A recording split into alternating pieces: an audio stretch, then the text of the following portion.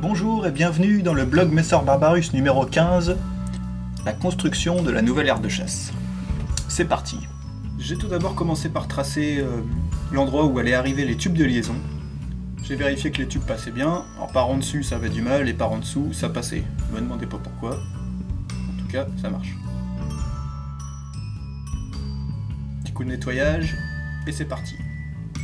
Je me suis servi de pièces métalliques que j'ai découpées à la bonne taille pour servir de support en fait pour les vitres. Parce que j'ai eu un doute sur le fait que les vitres allaient tenir d'elles-mêmes à la verticale, étant donné que ma planche s'était un petit peu gondolée, donc les extrémités étaient légèrement plus hautes que le centre.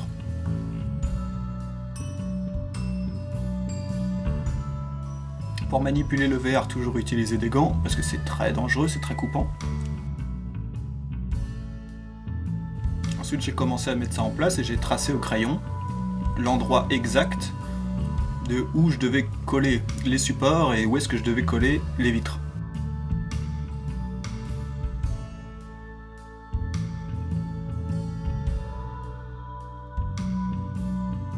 Ça se joue au millimètre près parce que si je me trompe, la dernière vitre n'allait pas concorder avec les autres, tout simplement.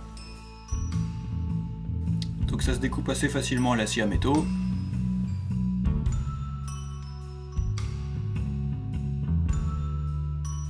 J'ai tout mis en place. J'ai continué à tracer les guides. J'ai même tracé l'emplacement où allaient être collées les vitres. Voilà, j'ai fait tout ça minutieusement parce que c'est une étape qu'il ne faut surtout pas rater.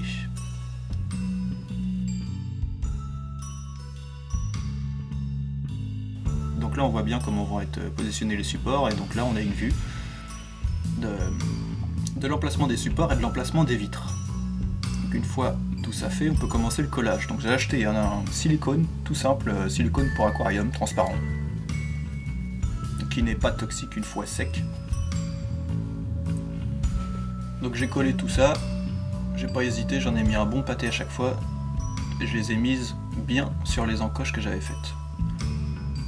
Ensuite j'ai mis du silicone sur la table, pour pouvoir coller la première vitre.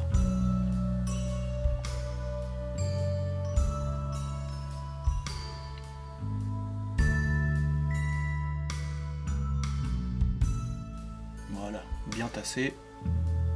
Et déjà on peut voir que ça tient tout seul. Avec mon équerre, j'ai regardé que c'était bien perpendiculaire à la table. J'ai mis un bout de papier pour protéger parce qu'après, j'ai fait tenir l'ensemble avec des gros bouquins. Des dictionnaires, des encyclopédies, tout ce que j'avais sous la main. Voilà, tout en vérifiant de temps en temps si la vitre est toujours bien perpendiculaire. Là, c'était parfait. Donc ensuite on continue, on répète la même opération 4 fois. On remet du silicone partout, pour que ça tienne bien. Sans oublier de mettre un petit peu de silicone sur les bords pour que les deux vitres accrochent entre elles. Voilà, on positionne doucement et on place. Tout simplement. Tout simplement, c'est vite dit parce que c'est très minutieux comme travail.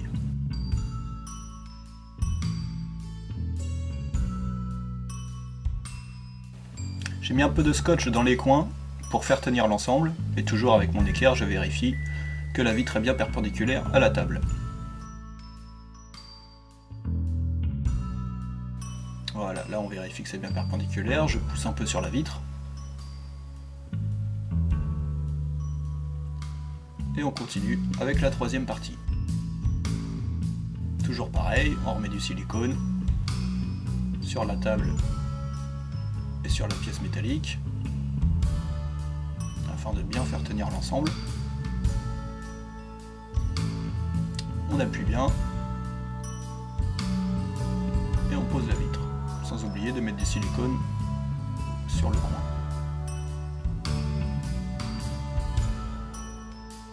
Ensuite toujours pareil, j'ai vérifié avec l'équerre que c'était bien perpendiculaire et j'ai mis un petit peu de scotch sur l'angle. Mais dans l'ensemble ça tient plutôt bien, hein. C'est pas trop compliqué, c'est la première fois que je faisais ça mais Mais c'est pas si compliqué que ça en fait. Il faut être minutieux et bien préparer son travail en fait. Après ça roule tout seul. C'est le silicone qui fait tout le travail. J'ai juste utilisé les livres pour la première plaque pour pas qu'elle ne bouge.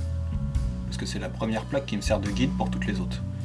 Donc là, petit moment délicat, la pose de la dernière plaque de verre.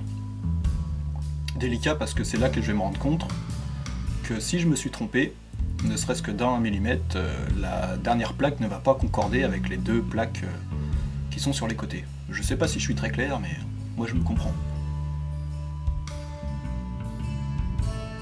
Hop, du silicone sur les deux côtés de la plaque de verre et on la pose tranquillement. Et c'est parfait.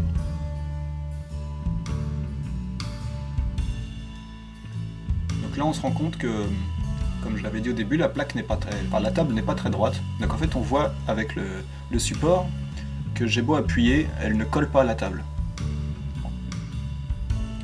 Donc je pensais que ça allait être un problème et puis finalement ça n'a pas causé plus de problèmes que ça. C'était pas bien grave. Et voilà.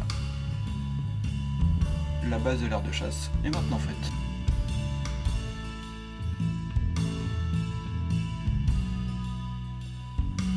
Parfait.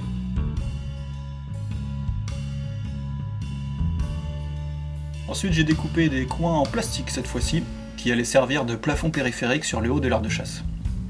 Alors ça se coupe très facilement, vu que c'est du plastique, j'ai coupé ça avec des ciseaux. Voilà, je les ai placés comme ça, sans les coller, pour voir si tout était bien. Et comme ça s'est avéré être bon, je suis passé à l'étape d'après, c'est-à-dire le collage.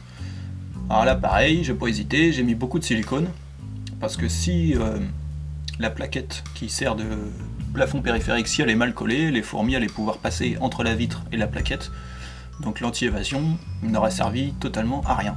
Voilà, j'ai bien appuyé et j'ai vérifié que tout était parfait. J'ai répété l'opération sur les quatre hauteurs, donc là rien de bien compliqué, hein. Toujours en vérifiant bien que c'était bien collé et qu'il n'y avait aucun interstice dans lequel les fourmis pouvaient s'échapper. J'ai mis du silicone sur la base de la vitre justement pour combler le petit décalage qu'il y avait. Et je vous dis à très bientôt pour la suite de la construction de l'aire de chasse.